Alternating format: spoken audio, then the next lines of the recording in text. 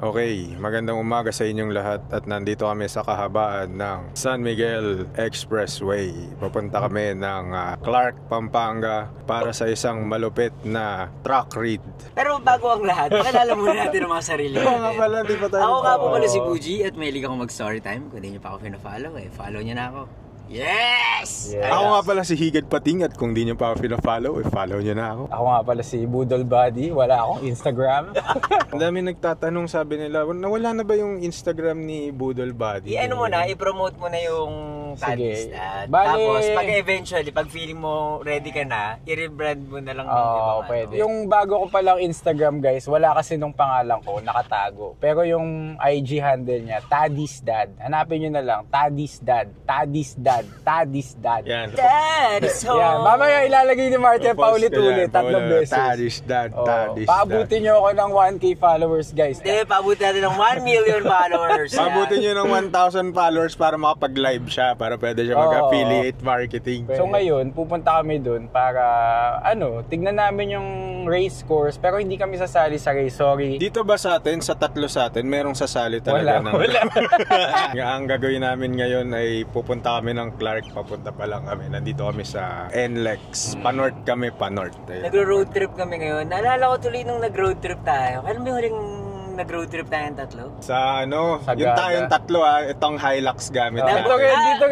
Dito rin tayo nakasakay. Nag-shoot kami ng pilot episode ng tawag namin Hi Guys. Ano yung dahilan? Bakit natin ginawa yung Hi Guys? Oo, hindi yun dahil gusto natin mag-bike. Ginawa namin yung Hi Guys kasi gusto naming mapansin, gusto namin magkaroon ng TV show. Nung time na yun ata mga tig 3,000-4,000 followers na natin. Parang akala natin, shit, we made it guys. Pwede na tayo gumawa ng video na makakakuha na sponsors. Ako yun yung naisip ko nun parang ang galing natin, 4,000 followers na. Pwede na tayo gumawa ng sarili nating show. For context din, meron kasi kaming ginagawang YouTube videos na ang pangalan ay Super Ultra Punks.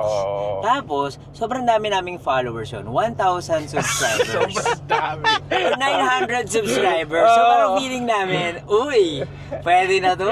Tsaka nung time na yun, wala pang di ba? Wala pang TikTok. Ang meron IGTV. Doon kami nag-upload. Parang kasi nainggit kami doon sa ginagawa ng Perea Street. Sabi namin, shit, baka pwede rin tayong tatlo gawa tayo. Kaya din natin yan. Kaya sa Instagram namin na-upload. Wala bang Reels nun. Reels, nagkaroon ng Reels nung nagmapanoepe na tayo. Gagi, yung Reels, pa yan. Nagsimula yung Reels ng mga Santa Ines. May Reels na ba nun? Reels, may Reels na yun. So, Super Ultra Punks, ginawa namin yun ni Marty.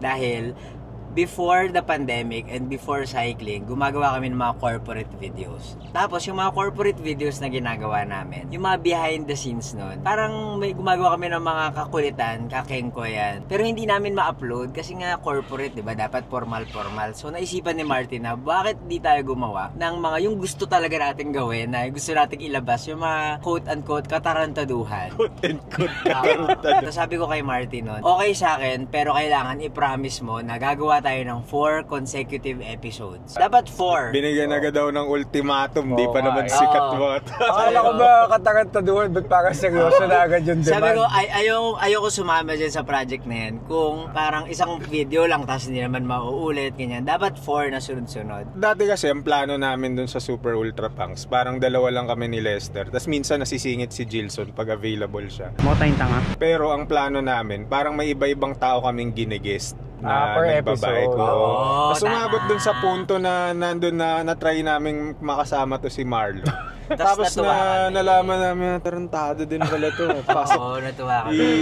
I-mainstay nga natin to. Tapos hanggang sa yun, lagi na namin siya sinasama. Yung final 2 episodes nga, umabot kami ng La Union. 11, 13? 13, 14 ata, hindi ko na maalala. So, nag-consistent kami na every week, meron talaga kaming upload. Umabot sa point na may nag-reach out sa amin na producer. Meron ba? Kaki, nag-meeting pa tayo sa Wildfire. Oo. Sinong producer yan? Umabot pa kami na may mga deck pa, nag-present pa sila sa amin. Pero anong show if ever? Super Ultra Punks. Hindi.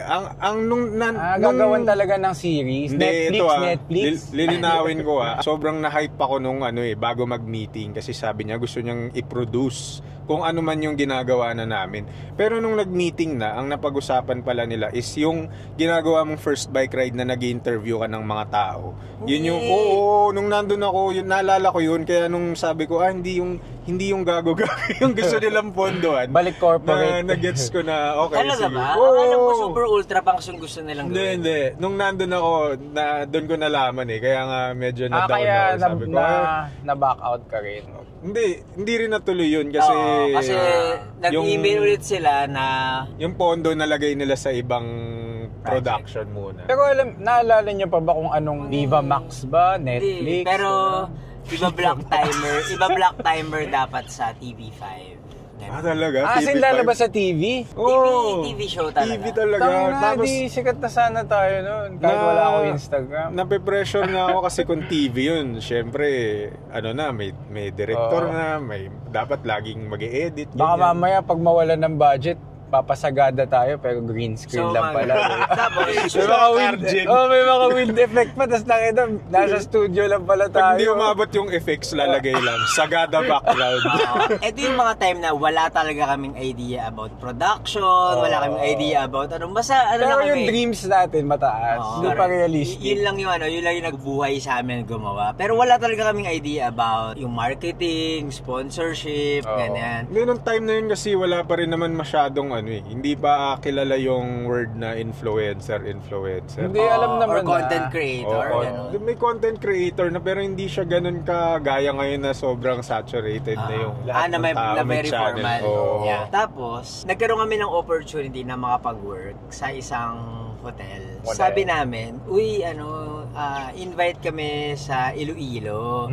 Tapos sabi namin, baka pwede nating pakitaan sila ng sample video kung ano yung kaya nating gawin. Baka pwede nating ibenta sa kanila na sila yung magsusponsor para at least meron tayong tirahan sa mga destination na gusto namin puntahan. Kasi for the longest time, or at least during that time, yung projection namin is gusto namin mag-travel with our bikes. Parang travel cycling na yung nagiging direction nung time na yun. Kasi natuwa kami nung pumunta kami sa La Union para mag-bike. Kailangan gastos kasi niya. So sana may sponsor kami kahit kahit bahay. At least during that time So sabi namin, sige mag-send tayo ng sample video para mapili tayo na pumunta dun sa Iloilo. Tapos sabihin natin na gusto natin gawin tong series. Baka pwedeng sponsoran kami ng mass stays dun sa kung saan sila. Sayang Shangri-La pa naman tong hotel. Kaya ba ginawa yung Hi Guys? Dahil para sa naalala ko yun. Tapos, ito gawa lang vlog, hindi alam ko.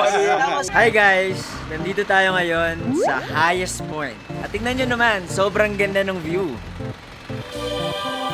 Wala akong makita.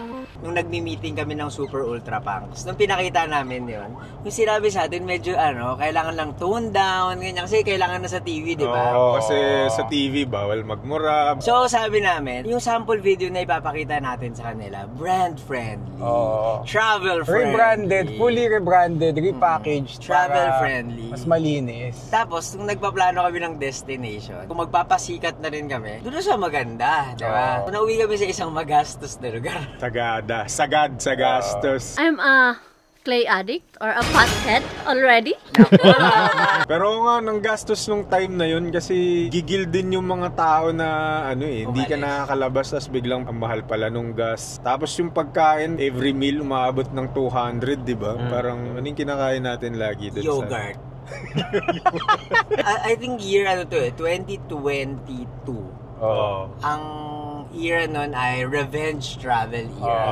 Yun. Kaya ang daming tao na kapag nakita nila na lumalabas ka, parang mainggit agad sila na, kaya na pala ngayon. Sige, gagawin din namin. Budol na Tapos, agad. it was also during that time na parang bago lang din yung konsepto ng GCash, ng mobile banking. Naalala ko na paggastos ako doon sa GCash na yan kasi 'di ba parang ang dali lang na luludan mo lang yung account mo tapos di mo na mararamdaman na shit, pera ko pala yun. Nakala ko kung ano lang mo video game lang. Dahil bago lang yung konsepto nun. Parang hindi mo kagad ba ma-monitor na parang sige, send na lang po namin ng GCash blah blah blah hanggang sa wala na pala akong pera sa GCash, so kailangan mo mag-tap. Malalaman mo na wala ka ng pera pag nakauwi ka na, pag naimasmasan ka na, binibilang mo na yung bank account mo. Dahil nga nagro-road trip tayo ngayon, i-take natin sila sa journey. Ano ba nangyari nung Sagada?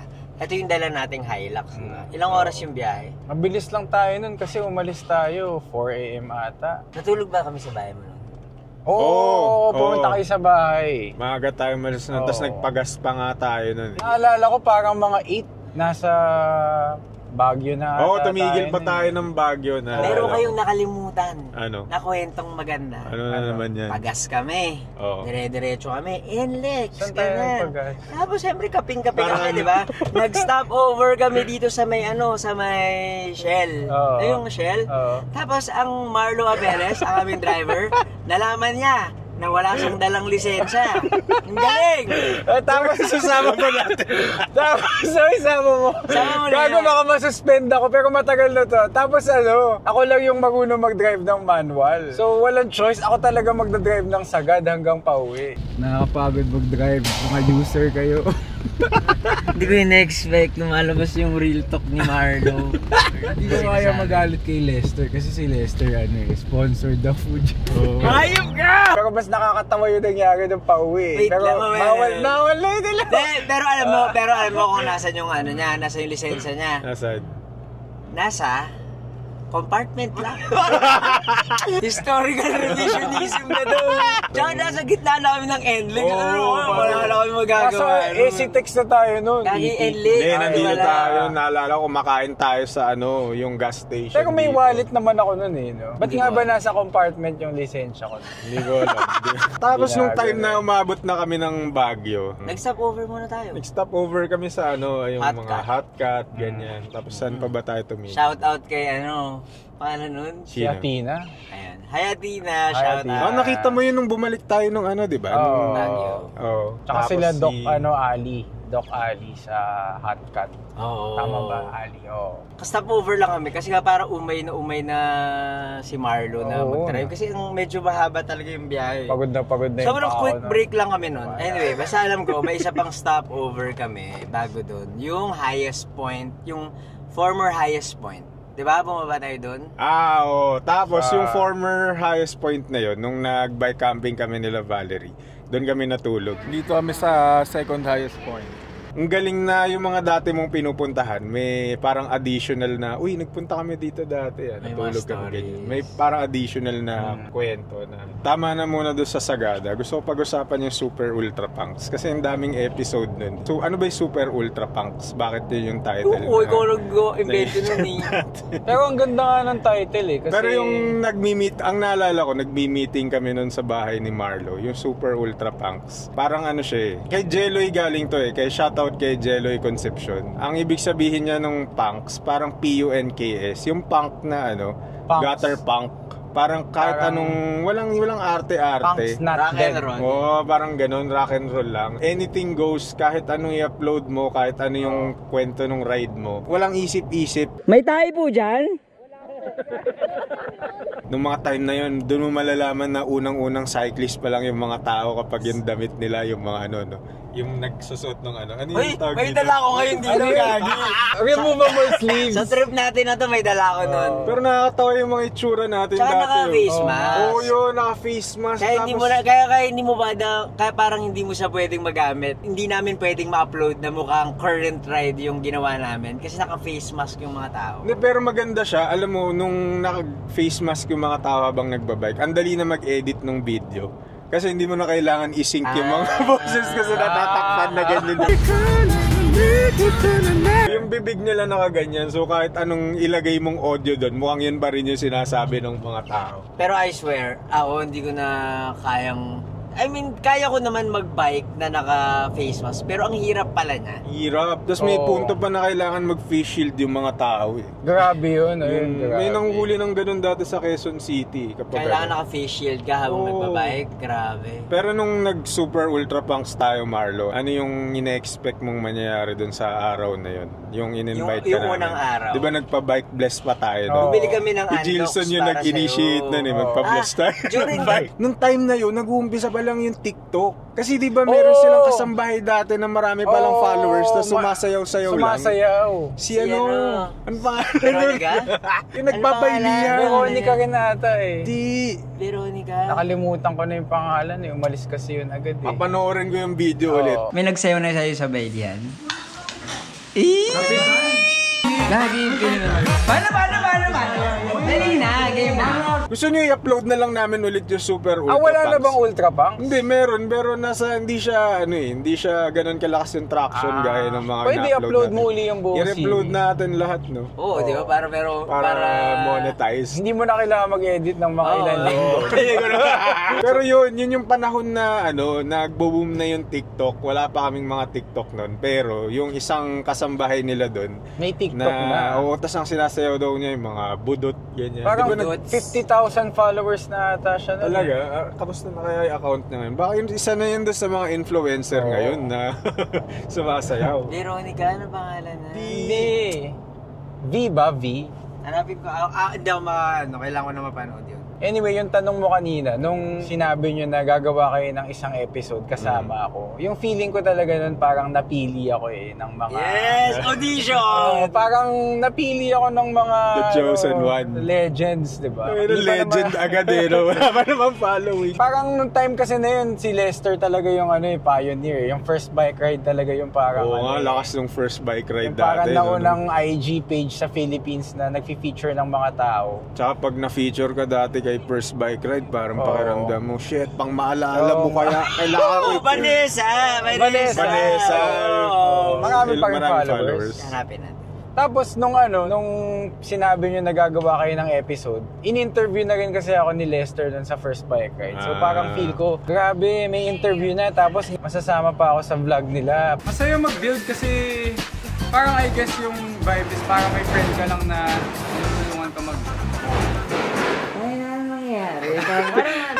Parang ako na rin yung sa inyo nag-tour 'di ba sa Antipolo kasi sinabi ko yun yung backyard ko, so parang dinala ko na kayo. Tapos nung time na yun, kaka-open lang nung Ahon Coffee. Oo, nakita natin si Jir. Si Lester parang tanga sabi. Wait lang andito si Local Jesus. Mamaya pupunta kami doon, kikitain namin si Real Jesus. Dilson, handa ka na bang makita si Real Jesus? Kaka-open lang as in nung time na yun yung Ahon. Yung yung parking lang wala talaga. Pa sila nung Pero Local Jesus kasi yung pangalan niya sa IG. Local Jesus. Pero nandun pa siya noon, matambay pa siya noon sa Ahon. Tumatao pa si tumatao Gio, pa. Bago pa talaga yung Ahon noon. Tapos sa sobrang tuwa ko, minake sure ko na dapat matuwa kayo sa Antipolo experience nyo. Siyempre, turf mo yun dapat turf ko yun. Tapos yung episode pa ni Marlo na yun, yung episode 4 bata yun. Nag-cooking show ka ba? Yun yung goal, di ba? Bibili tayo ng kasoy. Sa bahay mo, gumawa ka ng Charlie Chan ba yun? Ganun ka-random yung mga episode namin dati. Ang labo, biglang may cooking show sa ending. Ba sponsor ko? Yes, sponsor. Wala kailan ba tayo magkaka-sponsor? Ito yung mga Super Ultra Punks episode, hindi siya nangyayari sa isang ride lang. Minsan, pag ine-edit ko na, feel ko parang bitin. Tapos ang mangyayari, mag-aaya ulit ng ride. Kung ano yung mangyari doon, idudugtong namin doon sa kulang na episode. Kaya pag pinanood nyo talaga yung mga episode ng Super Ultra Punks, as in punks lang talaga na kung ano yung mangyari, bahala na kayong intindihin. Medyo, marami nga nagsasabi dati na para daw siyang yung Strange Brew nila R.A. Rivera. So, yun din yung isa sa mga parang ginagaya naming concept dati. Tapos parang tapos parang kahit sabihin nating come what may yung episode. Medyo pa rin siya meron pa ring element na pinag-isipan. Meron pa ring element na dapat meron ng storytelling na magaganap. Na hindi lang siya basta-bastang, sige, ilapag lang tayo kung ano man yung makita na ma-shoot natin.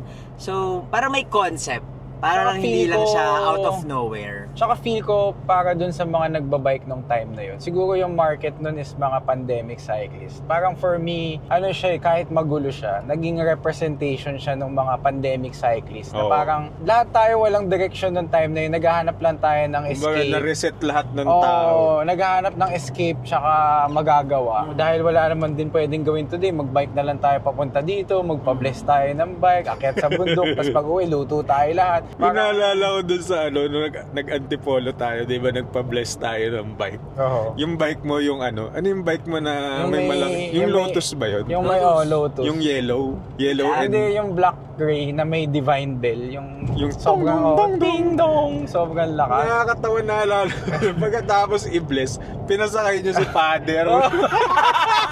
Nag-spin siya dun sa sa Antipolo, yung compound ng simbahan. Nakatawa si Lester, nung sumakay si Father, sumigaw ng yes! Ikaw! Tsaka speaking of trabaho and concept, naalala ko yung yung pumunta tayong La Union, yung konsepto nun, magpapadeliver si Budol Buddy ng trabaho kasi meron siyang trabaho. Tapos kami yung mga assistant niya. Kunwari, yun yung parang concept. Si Marlo, kunyari yung boss amo. Tapos magde-deliver kami ng bike sa La Union. Tapos dahil nagpadala na kami ng bike doon, parang naaya daw kami mag-bike, ganyan. Galing no? Tapos may interview Salamat pa rin tayo. Oo, doon ako na-elibs dati. Kumbaga, bago tayo mag-ride, pinag-iisipan natin kung kanino tayo pupunta. Tapos, sino-showcase din natin yung mga, kunyari, yung El Union, ano yung meron doon. For context pala, nung pandemic kasi, yun nga, di ba nag-build ako ng bike? Isa sa mga legends na nag-order sa akin ng bike is si Kido ng El Union. Legendary. Nabudol talaga ako ni Budol. Nung nag-order siya sa akin ng bike, since parang gusto ko rin maka-escape, saka dahil willing naman din siyang parang i-welcome tayo, dinicide ko na i-deliver na yung bike. I mean, ako pa rin naman nagbayad ng mga toll, ganyan. E nung time na yun, since gumagawa rin siya ng Ultra Punks, naging part na nung show yung pagpunta namin sa LU. Shoutout kay Koda na kay Koda kami tumira. Salamat kay Koda. Good morning. So, may mga papeles pa tayo nun para kasi di ba pandemic? Naalala ko, nagpa-swab kami nun. Kasi nagpa-swab pa tayo. nalaman negative ka, tapos yun yung papakita mo dun sa dulo ng Esitex, sa dulo nitong Esitex, hindi ka makakatawid sa Pangasinan tsaka sa La Union kung wala ka nung mga test na yun. Tapos merong papel na binigay sila Kido na they are our guests. Parang para siyang immigration. Kailangan merong endorsed ka nung taga doon. Kasi papa-U-turn tayo sa dulo. So may mga ganun pa. Ka ulit doon. Tapos pagdating natin nung LU, akala ko wala talagang expectations. Basta ang goal ko lang, ma-deliver yung bike. Tapos ang nangyari, nung na-deliver natin yung bike, nasabi na nila na let's do a ride the next day, tapos let's have dinner here and there, meet my friends. Parang inikot pa niya kami dun sa isang lupa nila, yung hilly na area. Sa taas. Tapos kasama rin namin yung mga friends nila Kido, yung mga taga-LU ng mga cyclists. So parang nagpatong-patong yung mga plano na ang saya. Parang basta kami, pinakita lang namin yung sarili namin doon. Biglang very friendly. Parang ang dami na nangyari. Very hospitable. You're very hospitable. Are you a doctor? You're very hospitable. Very hospital. Are you a doctor? Pero naalala ko 2 episodes yung Ultra Punks nun, di ba? Kasi ang haba ang dami kasi nangyayari. Iano pa namin yun? Parang nag-ano pa kami nag-antaw doon. Gaga si Flip. Di ba pinakyat tayo doon sa mataas na mataas? Tapos yung bike mo nun, yung turn pa. Oo. Yung lagi sa lipay. Yung mahirap. Yung sobrang never-ending na paahon. Tapos, yung bike ko nun. Sumemplang ka ba nun? Sumemplang ako nun. Nasira pa yung gulong ko. Okay ka lang? Sinanda mo yung pader nung corner. Buti hindi ka sabangin sumunod. Pero yung bike ni Lester na yun yung nagsimula ng first bike ride. Kung wala siyang bike na ganun, hindi niya, naalala ko yun eh. Hindi ako magiging content creator. Yellow yung gulong nun, pina-upgrade mo pa sa akin. alam mo, nare-realize ko lang to. Si Marlo, nabudol niya ako bubili ng yellow na gulong. Feeling ko, binudol naman ako nito. Kasi bili ka rin ng yellow na Marte. Kasi meron siyang extra na kailangan na niya i-dispose. So sa akin yung binenta. Yung kinikwento ko kanina, naalala ko kung paano nasabi sa akin ni Lester na ang phrase niya nun, I'm in love. Tapos sabi ko, ano ibig sabihin nun? Tapos nung nagkita kami sa UP, sarado pa yung oval nun Yun yung first time makita ko yung bike niya na turn. Tuwan-tuwa siya doon kasi pinahiram daw. Si Gilson yung nag-alok sa'yo mag-bike, di ba? Kwento mo nga yun, paano kanya nabudol mag-bike ng... may talaga ako mag-drive, ganyan. Tapos... Mag-drive? Oo, sabi ni Gilson, bike tayo, may extra akong bike dito, ganyan. Pinahiram niya ako ng BAM bike. Sabi niya, pwede tayong gumala ng safe. Nung una ayoko sabi ko, imposible mag-bike dito sa Metro Manila, ganyan. Tapos from Binondo, doon pa siya nakatira. binike namin hanggang Pasay. Tapos sabi ko, Pasay? Saan sa Pasay kayo umabot? Yung tambay ni Moa? Patrick dati. Sa Moa? Pier 1. Talaga? Tumatambay si Gilson dun? The following week, ayun, bumili na ako ng bisikleta. Tapos, Ang bilis mo na budol no? Oo, pero ikaw nagbabike ka na nun, di ba? Hindi pa. The folding! Nagbabike ako kasi ang dahilan, kailangan ko ng pamalengke. Tapos simula nun, bumili ako ng bike. Tapos, gusto kong gumawa ng social media page kasi may ginagawa kami business during that time. Nag-aral ako ng social media management, blah blah blah. Tapos na-attempt na akong i-apply yung mga lessons na natutunan ko. So gumawa ako ng first bike ride. Tapos dapat lang yan mga 1 month lang dapat yan Parang practice lang yan for the business. Hindi nag-materialize yung business na ginawa namin. Tapos yung first bike ride, ayun, tuloy-tuloy siya. Pero grabe yung first bike ride ngayon, nag-Uniqlo ride na yung buong Ayala. Sinasara. Kanila. Pagka car free, di ba? Yun, first December. bike ride din yun. Yung December. Hindi, itong Hindi naman buong Ayala yun. Itong nakaraan? Ano lang Hindi, yun? pero at least meron silang arko. Kumbaga narentahan nila yung Ayala Triangle. Nung Uniqlo, hindi naman ang first bike ride. Hindi ba yung first bike ride? Pero yun nga, ang dami nang narating nung first bike ride dahil doon sa turn na yun. Tapos kwento mo yung paano ka sumemplang. Tapos, kasi yung mga bikes kasi nila, mga naka disc brakes, Kami. Yung bike namin, Budol Body Build. Oo, correct. Yung kay Lester stock. Isa kaya hindi ba kasi Budol Body Build? Tapos, medyo basa-basa yung mga kalsada. Hindi ko makagat yung brakes. Actually, mas natawa pa ako dun sa isang time, yung inaantay natin siya sa baba, tapos dumaan na si Lester, tapos diretso siya dun sa bahay. Kasi hindi ko makagat kasi yung brakes Pagkat dumaan lang siya sa gumanon lang siya. Tapos, syempre natatakot ako. Di mo ba kami nakita? Ba't Yung private property na. Tapos delikado kasi, di ba, nga pababa, ganyan. Takot talaga ako. Hindi naman halata, hindi halata. Mabagal. So sila, dire-diretso silang lumulusong. Confident Tapos parang kami. ako, naiwan ako sa likod. Kasi nga ang bagal ko taga, hindi nila alam. Ilang beses ko na rin nabangga yung bike ko sa mga para lang huminto. Sa padag-padag. Grabe. Kasi sobrang steep talaga, ang hirap talaga. Hindi ko may mga nasira pa akong garden. Roll. Tapos, hindi ko alam kung nakita nyo to Basta meron isang beses na sumemplang ako. Yung huling-huli ko semplang. Yung last semplang ko bago pumutok yung gulong. Na-flat yung Na-flat. gulong niya kasi tama. tumama. Yung huli kong semplang, nag-semplang ko sa mga... snake bite siya sa pader. Sa mga sa mga halaman. Tapos, yung mga halaman nun, puro antik. And siyempre, sumemplang na ako, di ba? Bago ko kasi kasuhin yung bisikleta ko, gagi sobrang puro langgam talaga yung katawan ko. Parang Indiana Jones. Tapos, mayroon nakakita na tricycle. Ito, ganda nito. Kwento na to. May nakakita na tricycle. So, dire-diretso siya. Tapos biglang, sabi ng tricycle driver, "Hoy, yung kaibigan nyo, nabangga." Ganyan. Sumemplang, parang ganun. Sabi niya. Tapos si Marlo, true friend. Walang patumpik-tumpik. Bike agad. Bike siya. Bike siya. Tapos, nasa kanya yung GoPro. Bike siya kagad. Hindi din niya inayos yung gear niya. Ganyan. Hindi siya makakambyo kasi ahon yun Antigas. So, nakakatawa nun. Parang anti-climactic. Pagod paakyat siya, hindi siya makaakyat. Kasi huminto siya kasi. Ang tagig kasi, tapos hindi ako maka-change gear Kasama yun sa'yo, nag-strasya.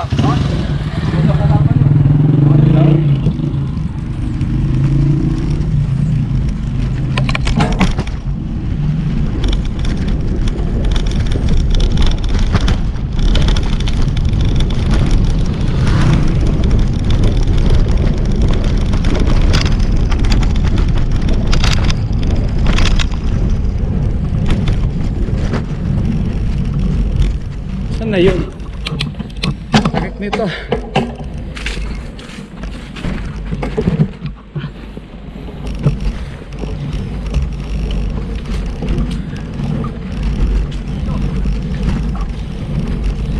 Nangyari sa'yo? Ha? Nangyari? Bakit? Na-flat? Na-flat. Kala ko ano na eh. Natakot kami nun kasi yung report sa amin ng tricycle driver, parang layo na namin, di ba, nauna na kami dahil ikaw nagbabagal ka nga dahil nahirapan ka promeno. Ang sabi sa amin ng tricycle driver, o yung kasama nyo na aksidente. Pag sinabi mong aksidente, malay namin kung na-coma ka na pala nun, humpog yung ulo mo. Nakaplakda ka na pala sa sahig or nahulog ka sa bangin, di ba? Tapos ito, caught on video din to eh. Yung pagbangga ko kasi, ang bangga ko laging papunta sa pader. Kasi, kung doon ako sa kabila pupunta, bangin yun. Pili ka na lang kung ano yung lesser evil. Pader o bangin? Doon ako sa pader. Pero nasa na yung turn na yun? Nasa bahay na. Wala kang plano ibenta yun. Wala akong plano ibenta. Wala, first bike ride. Literal yun yung first bike ride. Literal na first bike ride pala yun. Tapos nung after nun, kailan mo na-decide na kailangan mo nang bumili na... Yun yung dahilan. Kwento mo paano mo nakuha yung midnight special mo na malaking discount sa Bikezilla. During that time, for some reason, parang yung Surly, sa community na ginagalawan ko, yun yung parang goal. Parang, uy, Surly, kailangan magkaroon ka na. Grabe yung Surly, grabe yung ano niya nung pandemic. Hype niya talaga. Nabudol tayo ng Surly nun eh. Grabe yung hype talaga nung brand parang lahat Surly. nagka-Surly. Tapos, atat na ako magkaroon ng bike. During the pandemic, na-delay yung mga shipment. So, sabi nung isang bike shop ng pangalan ay Bikezilla. Itago natin sa pangalang Bikezilla. Itago natin sa pangalang Bikezilla. Ay, yes.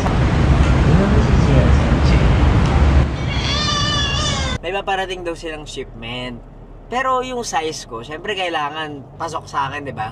Limited lang yung number. Inaano ko yun, parang every time na dumadaan kami Ortigas, parang nag-ano ako, uy, baka pwedeng sa akin na nang mapunta, ganyan. Nga ba kasi ng pila nung mga midnight special dati sa parang nasa pang 11 ako, ganyan. So may isang beses, nagbigay pa ako ng milk tea doon. Nag-insertion pa.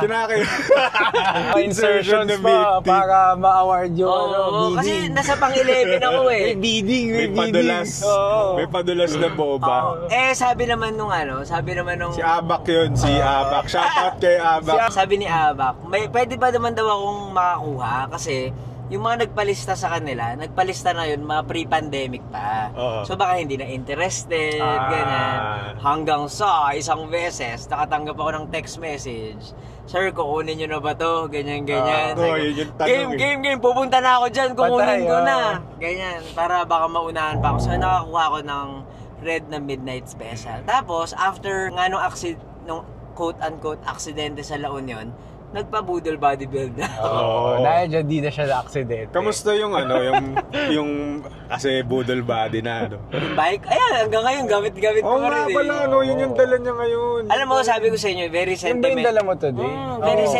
Very sentimental ako. Hindi ako madaling mag-dispose ng bike. Yung bike na yan, wala bang napapalitan dyan maliban sa gulong. Kung ano yung binild dati, kung ano yung mga piyesang nilagay yan pa rin, no? Walang upgrade, ginagamit lang niya talaga. Pero pag naupod na yung gulong, papalitan niya. Kung may nagsabi na mga, uy, palitan mo na yung gulong mo, doon siya bibili ng bagong gulong. Walang upgrade yan. Yan pa rin yung authentic Kumbaga pag naglalaro ka ng Need for Speed, yung auto sa umpisa. Yung bagay. Kahit pinalitan ko lang yung Auri. Kasi grip lang naman malagkit na. Nung binibuild mo yung midnight special ni Lester. Birthday na yan. Kailan? Kailan ko ba yun binil? Parang... Naalala ko birthday mo yun! Kailan ba birthday mo, Lester? Ngayon pala yun, no? Today? Happy birthday! Today. Mamaya natin pag-usapan yun. Gusto ko malaman kung nung binibuild mo yung... Kasi si Lester, doon sa mga hindi nakakalam, wala naman siyang preference masyado dun sa mga itsura ng build eh.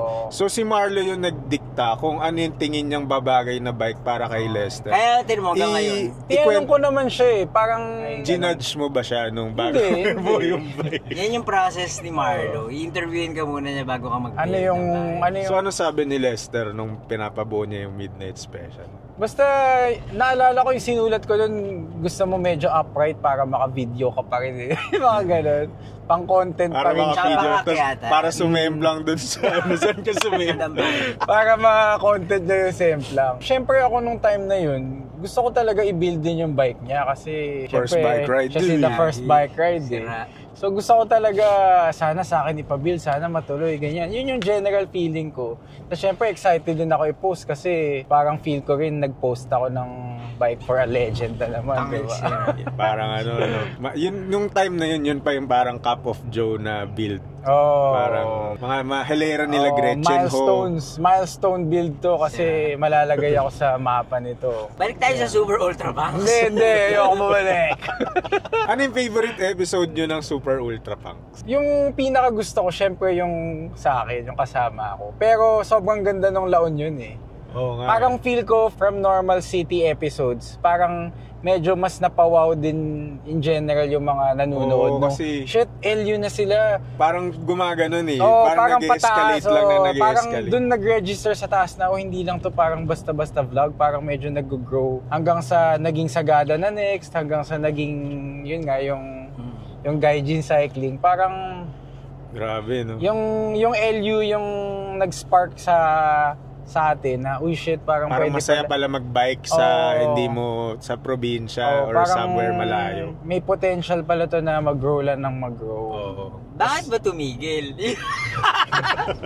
Bakit Drama! tumigil? Yung Ultra Punks tumigil or ano? Oo, di ba? Di ba yun yung last episode yung laod niya? Kasi okay, sasabihin ko na kasi parang kasi para may closure. Oo, nalampasan na natin yung na yun eh, yung era na yun eh. Tagal yung 4 years ago na yun eh. So nung sumemplang ako dun sa medyo to be honest, medyo dinamdam ko yun. Bakit? Ano yung dinamdam mo dun sa? Dinamdam ko yun. Bakit? Cut mo na lang to pag Pero parang ikaw. Gusto mo isama to? Isasama ko to o hindi? Isama mo, pero pero panoorin mo muna. Ikaw na mag-edit. Ikaw na mag-tone down ko Pero ikwento mo na lang kung ano yung gusto mo lang malaman nila. Basta ikwento. Isi-safety ko na lang. So anyway, parang nung sumemplang ako noon, medyo bago mo ikwento yung semplang, yung pag sumisemplang ka kasi, hindi lang yung physical na katawan mo yung nasasaktan eh. Sa totoo, nasasaktan dyan yung ego mo. Masakit siya sa mapapahiya ka eh, kasi tumumba ka. After mo tumumba, yung ngiti mo yung parang chamba face na yung hindi mo maintindihan. Parang yung sinundo kita dati sa labas ng bahay mo. Ano yung nangyari doon? Tapos yung nag-bike ka ng physics. Bigla ka sumemplang, tapos nung nakita ka na nakaupo ka lang sa sidewalk, sabi ko, ano nangyari? Tapos nakita ko ni ate, sumemplang ako. Ganun yung, basta may pakiramdam na nakakahiya, sobra. Tapos, isipin mo na yun na lang yung inaalala nila buong araw, kaya mawawalan ka ng confidence. Tapos, nung yung in-edit na episode 1, okay lang naman sa akin kasi parang masaya pa ako noon, ganyan. Sa episode 2 nangyari yung yung semplangan eh. Tapos biglang sabi ko kay Marty, nung ini-edit namin, sabi ko, Marty, baka pwedeng wag mo isama yung semplang. Hindi, okay lang. Pero i-tone down mo, and at the same time, merong part doon na ayoko isama niya kasi nag-enjoy yung mga taong, yung parang tinatawanan ako nung sumemplang ako. Anong part dun yung ayaw mo? Yung yung downhill part. Ganun. Yung tumamiya ka dun sa pader, yung parang basta may part ng downhill. Mahirap siya ikwento na hindi ipakita. Wait lang. Hindi mo na sasabihin. Off the record.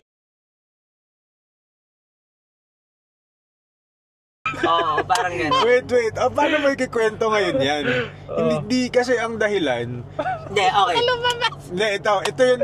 Ikwento mo na lang na parang ang dahilan. Yung kwento. Sabihin mo na lang.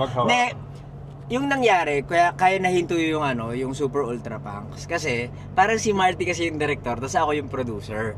So, may mga elements dun sa La Union trip na ayoko sanang ipakita. Pero yung gusto kong ipakita, parang staying true dun sa kung ano yung naging experience natin.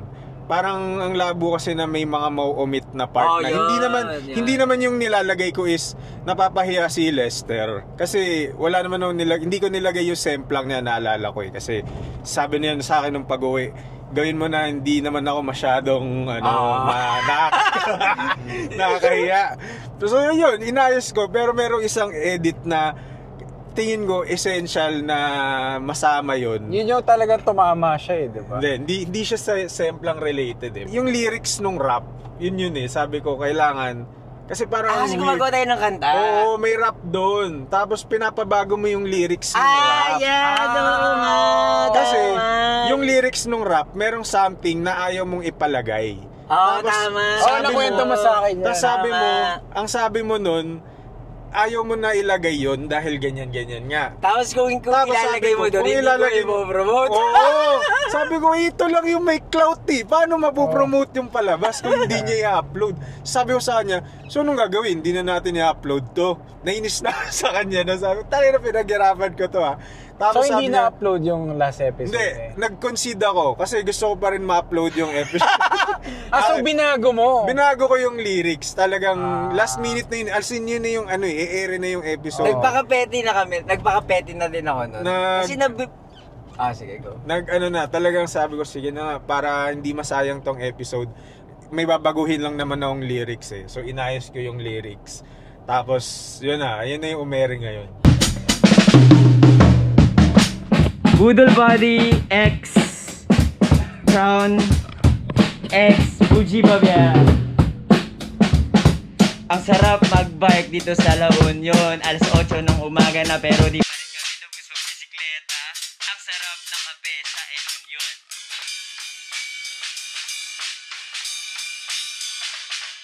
Kami yung dalawang punks na empleyado ni Boss Amo. Natusong magpadala ng bike para kay Kido Post Show sa Urbis Tondo. Nag-rap with Crown and Budol Marlo. Hirap pala mag-rap. Like, comment, subscribe, yo. Salamat kay Kalad Karen at ang dami naming content. Good morning.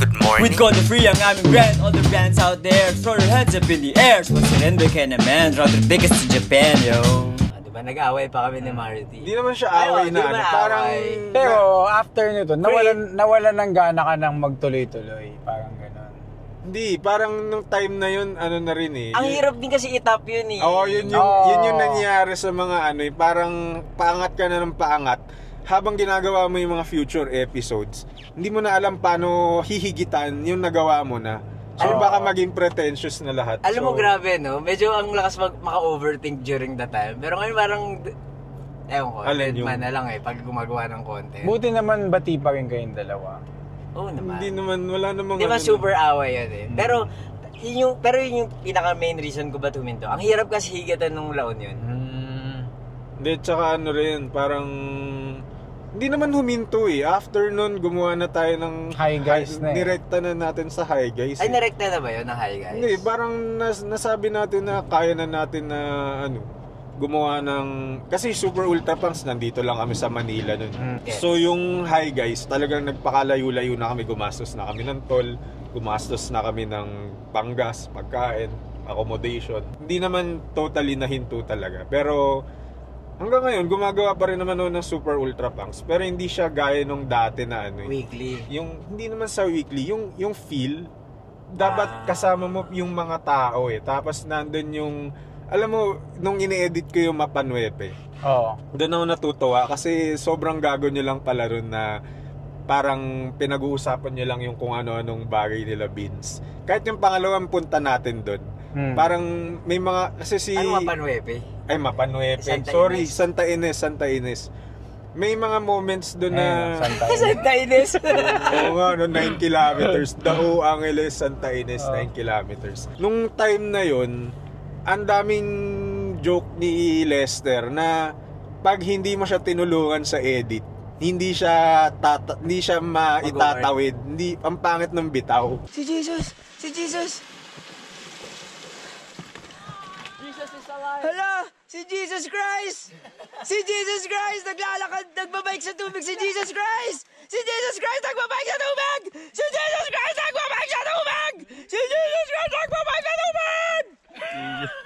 Ingay mo. Binubulabog mo yung mga taga dito. Ang hyper mo na. Ay, di pala naka-roll. Hindi nag-roll. Ha? Hindi nag-roll. Uy, gago ka. Oh, sorry. Isa pa. Jesus Christ! Uy! Ay, binigay sa'yo to? Kinuha ko. Ganyan po siya gumawa ng content. Sumisigaw. Pagka nagbibigay siya ng ganong joke, yun yung nagiging signature ng palabas. Yung mga joke niya na corny, pero tutulungan mong maging nakakatawa sa edit. Kaya, yun yung naging trademark ng mga palabas. Kunyari yung Yung meron doon yung hinihingal ka na tapos nag-ano ka lang, nilalagyan kita ng mga superpowers.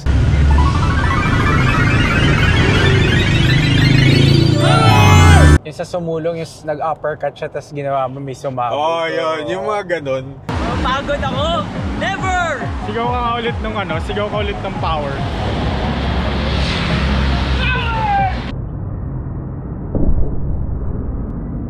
Pag walang effects parang labo. Deadpan, diba? So, yun yung naging trademark din. Tapos doon ko na-realize na mahirap gumawa ng... Pero matrabaho, di ba? Matrabaho. Pero kumpara sa ginagawa mo ngayon? Yung dati, kasi 8 minutes lang yung dati. Maikli lang talaga. Ngayon, di ba, kailangan at least umabot ng 20 minutes para lang maayos yung monetization. Yung talagang goal nito, monetization. Yung Gaijin Cycling versus Ultra Punks, ano yung differences nilang dalawa? Pagdating sa editing, sa story, sa... Yung Gaijin Cycling, depende do sa tour na ginawa nyo. Mas madaling gawin yung Gaijin Cycling kasi linear na siya. Kumbaga, iseset mo na sa dito kami nag-umpisa at pag tinapos nyo yung buong series, dito kami natapos. So, ikikwento mo na lang regardless sa kung ano yung naging experience. Yung risky lang is kung paano pag walang nangyayari. So, doon pumapasok yung mga moments na kailangan ko minsan may sinisingit ako ng mga nung nahuling nagpunta kami dito, ganito yung nangyari. At buti meron akong mga footage. Parang humaba. So sa Super Ultra Punks, parang kailangan lang merong constantly nagsasalita at merong constantly nagpapatawa. Pero kasi yung sa Gaijin kasi, yung maganda kasi doon, maganda na rin kasi yung destination mo. Yun yung medyo selling point Parang travel vlog talaga siya. Tsaka naalala ko nung gumagawa kami ng Super Ultra Punks sa La Union, yung final episode, may lyrics dun sa rap, sabi namin. Basta may nanghihingi tayo ng tickets to Japan. All the bands out there, throw your hands up in the air. Surrender can a man, draw the biggest to Japan, yo.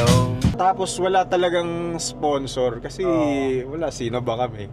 Pero nangyari, tinuloy pa rin namin. Parang, alam niyo yung nangyari sa Hi Guys, gastos pa rin namin. Pero tinuloy namin, kaya ayun, merong Gaijin Cycling Nation. Nung Gaijin Cycling Nation, wala si Lester nun. Pero siya yung unang-una kong inaya dati nung... Hindi kasi, wala yung trabaho. Pero Taiwan. Sa next Taiwan, Lester sasama ka. March, Taiwan. Ayan na, kinasa na nila, Point A to B. Point A to B yun Ilan tayo? Sa ngayon, bahala na, wala pang sure. Pero basta ako sasama talaga ako. Sorry Ting, sorry Tad. Ang ikalulungkot ko pag di ako makasama, babawi na lang ako. So ayan na, napag-uusapan na yung Gaijin Cycling Nation na Season 1. Tapos meron na ring Season 2. Tapos itong pinaplano raw nilang Season 3, baka raw Taiwan, ng mga around March, ganyan. So, Island, from south to north. Magte-train tayo pa south. Hindi, bababa tayong Kaohsiung. Maglaland tayo sa Kaohsiung. Tapos aakyat tayo pa Taipei. Saya. Para hindi na tayo magte-tren-tren. Tapos east side. Tsaka kailangan yung dulo natin nasa taas kasi nandun yung mga bike shop. Basta huwag nyo lang kakalimutan gamitin ang aking clock code na Buji Baviera Clock. Ano yung clock code mo susulat natin dito? Buji Baviera. Ano ulitin mo nga? Buji Baviera Clock. Sige, bibigyan mo kami ng commission niya na. Baka naman pwedeng tulungan mo rin kaming makakuha ng sponsor. Baka kaya mong tanungin yung clue. Pero no pressure kasi baka manyari parang producer shit na naman. Tsaka kami mga iba pang gusto mag-sponsor nung magiging tour na yun. Message nyo lang kami. Yung Taddy's Dad pala guys. Message nyo lang. So malapit na tayo sa Pampanga. Nagtatanggap din pala ako ng mga daddy content dahil isa na akong ama. Batang liptin. Nandito na tayo sa SEX. So, nandito na kami sa Subic Clark Tarlac Expressway. Grabe, nasamahan nyo kami sa aming biyahe. Grabe. Ang haba rin pala nun. Ilang, 64 minutes, 1 hour 4 minutes wala na yung nanonood by this time. So this time, nasa 65-minute mark na kami. Pero, pag mga 40 minutes yung nasa video na yan, Alam nyo na, madami kami pa hindi pwedeng sabihin. Ganun karami yung cancelable. So, yun. Anong mga anything final to say? Ako, Para pwede na kami makapag-chismisan ng di nyo naririnig. Ako gusto lang magsabi na maraming salamat sa pagsuporta nyo sa mga ginagawa namin online. Lalo na sa mga nanonood sa mga bike community people. Bike community! Lalo na sa mga yung sa mga umaano pa rin sa, yung mga sumusubaybay pa rin sa mga pinagagawa namin. Si Marlo, nakita nyo, di ba, naging tatay na siya. Ako, naging TikToker na ako. Si Marty, naging pusa content na rin siya. Di ba? Ang dami nang naging development, pero salamat sa mga nananatiling nandyan at sumusuporta sa mga content lalo na kunyari sa ride na to, inorganize ko to Clark ride namin kahit wala na akong IG, wala yung followers ko, pero marami pa rin namang gustong sumama. Ibig sabihin nun, totoong meron kang totoong connection na nagawa. Nung nawala kasi yung IG ko, parang feel ko, shit, paano na yung following, ganyan. Pero ngayon, meron pa rin mga nagtatanong kung pwede sumama, meron pa rin mga brands na willing i-support yung rides namin. So parang nakakatuwa, parang doon ko na-realize na human connection naman pala talaga siya, hindi parang online lang. Hindi lang on-screen. So, nakakatuwa na, ayun nga, papunta na kami sa ride na to. Tapos, may grupo, marami pang sasama. Lalabas din yung vlog nito sa post ni Mark. 2027. After yung Taiwan. Ang masasabi ko lang ay salamat doon sa mga nanonood ng content natin. Maikli pa lang yung, maliit pa lang yung following nung YouTube, ganyan. Pero, meron ng mga solid na nanonood Parang kahit pa paano nakikilala mo na sila. Merong mga pangalan na laging nag-a-appear, ganyan. Bakit ng Davao Talaga ba? Shoutout sa mga taga-Davao dyan. CBOD. CBOD. Hi guys. CBOD. Tapos lagi nila sinasabi, parang lagi kaming feeling namin kasama kami sa ride kahit na walang fancy edit, ganyan. So, I guess natutuwa sila doon sa mga ginagawa natin. Kaya ako naman, gusto ko lang i-share para hindi lang kami yung nakakaramdam ng mga ginagawa naming kagaguhan dito sa Luzon. Kaya, ayun, nood kayo palagi. Mag-subscribe kayo. Yan, like, comment, subscribe. Wala na kayong gusto i-promote. Wala. Yung IG ko lang, guys. Follow nyo raw siya doon sa Dahil maliban sa human connection, gusto ko pa rin ng online connection. Gusto nyo ng cloud. Follow nyo siya sa Tadis Dad. At abangan nyo yung mga paparating na bike galing Streetsland. Yan, meron. Kinukulit na namin si Streetsland kasi hindi na ako makatulog. Abangan nyo yung bike build niya. At salamat sa panonood. Kita-kita ulit sa kung kailan man makapag-upload ng ganito. Dito na kami sa Clark North 500 meters. Mag-exit na tayo. Ito na. Panoorin nyo rin, magkakaroon rin kami ng vlog tungkol dito sa ride namin ng... Kailan ba yung Gravelton talaga? Next week. Week na? 18 na ata. Yun. Guys, hindi kami associated dun sa nag-organize ng Gravelton. Gusto lang rin namin talaga ma-ride yung ruta. Sino nakakaalam ng ruta? Meron akong mapa. May GPX ka. Meron. So yun, panoorin nyo to At yun lang. Bye. Bye-bye. And pa***.